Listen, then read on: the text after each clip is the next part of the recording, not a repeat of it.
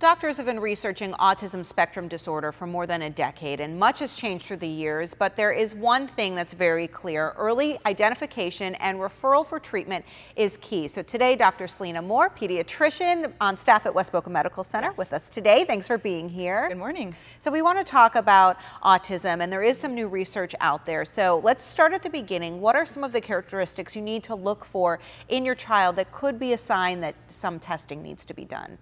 So autism is a pervasive developmental disorder. What that means, it's persistent, and it's usually seen in the aspects of language and in behavior and social interaction. Okay. So starting at the age of 1.5, when we start the development of words and language, is usually when we start seeing the first signs of autism. But we really do screen them throughout early childhood.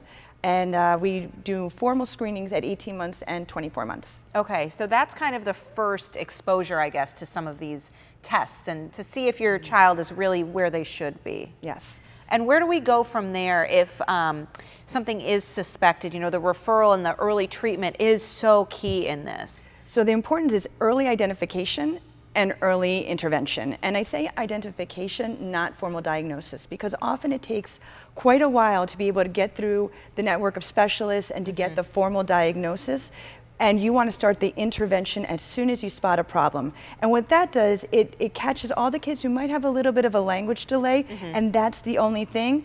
But for the kids who actually do fall on the autism spectrum disorder, it can be life-changing.